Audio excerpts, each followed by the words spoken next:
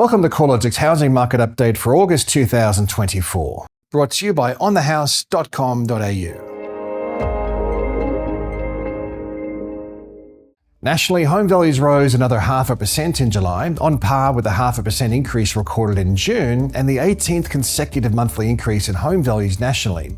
However, while the headline growth rate remains positive, it's clear momentum is leaving the cycle as conditions become more diverse. 3 capital cities have recorded a decline in values over the past 3 months, led by Melbourne with a 0.9% fall, alongside small reductions in Hobart and Darwin values. The rolling quarterly pace of growth has slowed markedly in Sydney to 1.1%.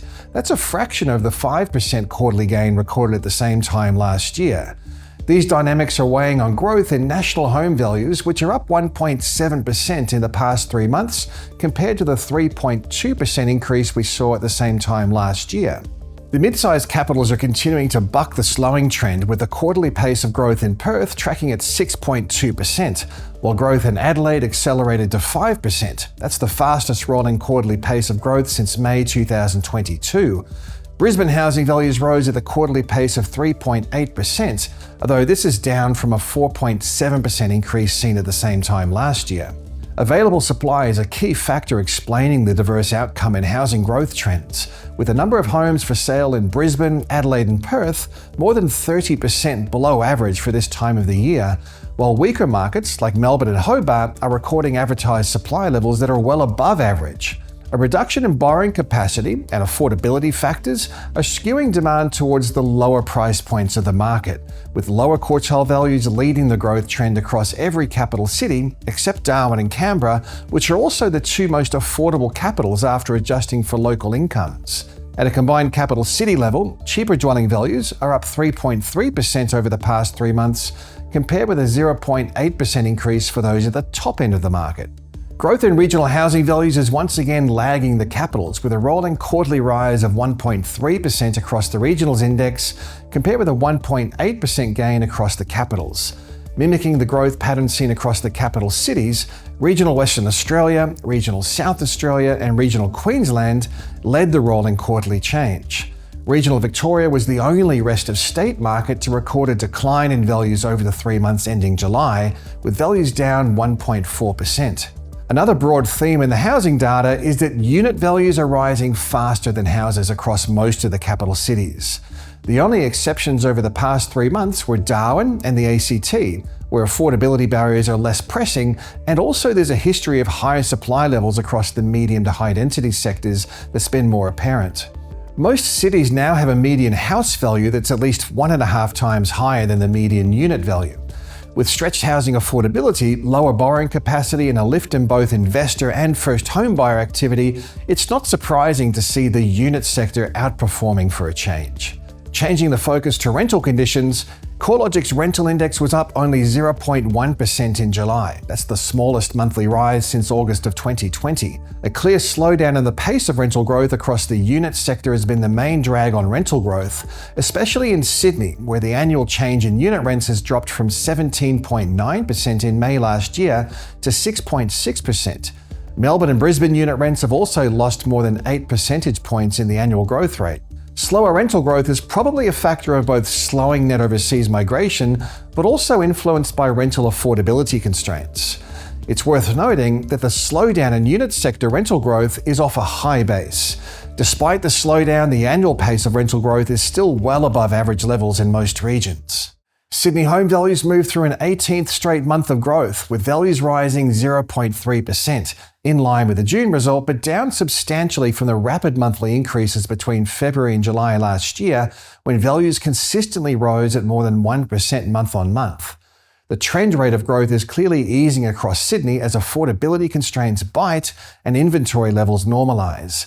In a sign the market is becoming more price sensitive, Sydney unit values are now rising a little faster than house values, up 1.4% and 1.1% respectively over the past 3 months.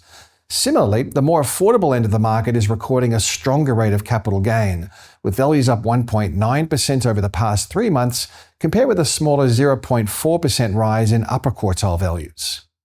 The underlying mismatch between housing supply and demand looks set to support housing prices through the second half of the year. However, there does seem to be some rebalancing underway. For some context on the balance between available supply and demonstrated demand, in the 3 months to July, CoreLogic estimates there were 125,000 dwellings sold across Australia, which is a little higher than the 121,000 new listings added to the market in the same period. This suggests there were still more buyers than sellers in the market, but the gap between sales and listings has narrowed since the same period last year, when there are 123,000 sales against just 112,000 new listings. Vendors have become more active, with real estate listings flowing into the market at a pace that's slightly above average through autumn and winter. The increased flow of advertised supply is testing the depth of buyer demand. At a macro level, demand is keeping pace, but pockets of weakness are emerging, with listings now well above average in Hobart and in Melbourne and normalising across Sydney. Beyond the number of homes available to purchase, the supply of newly built homes remains insufficient relative to population growth. A further 6.5% drop in dwelling approvals through June highlights the challenges faced by the residential construction sector. Profit margins have been compressed, skilled trades are scarce, and holding costs remain high. On the positive side, we're now seeing residential construction costs rising at the slowest annual pace in 22 years. Although the cost to build isn't reducing, the slower pace of growth should provide builders with some confidence that project costs won't blow out. Additionally, with established housing values rising almost 3.5 times faster than construction costs, profit margins should gradually start to repair. Investors are taking a larger share of demand. A key trend emerging from ABS lending indicators data is the upswing in lending for investment purposes. Nationally, the number of investor loans is up 24.8% on last year, and the value of lending to investors has jumped by 29.5% over the year to comprise 37.1% of mortgage demand. In WA, where home values have jumped 23.9% over the year, investor lending is up 53%, more than double the national average. The outlook for the housing sector remains complicated. While constraints on new housing supply are likely to keep a floor under home prices and remain a feature of the market for some time yet, clearly downside risks are growing. Housing affordability is becoming more challenging in markets where values are rising faster than incomes. In March, the national dwelling value to income ratio rose to 7.7 and is likely to be approaching new record highs once the June quarter data is published next month. Similarly, the portion of household income required to service a new mortgage was already at a record high in March and has likely risen further by now. With housing trends becoming more diverse and an RBA board meeting later this month, there'll be plenty of research updates from the CoreLogic team. Stay tuned to the news and research pages of the CoreLogic website.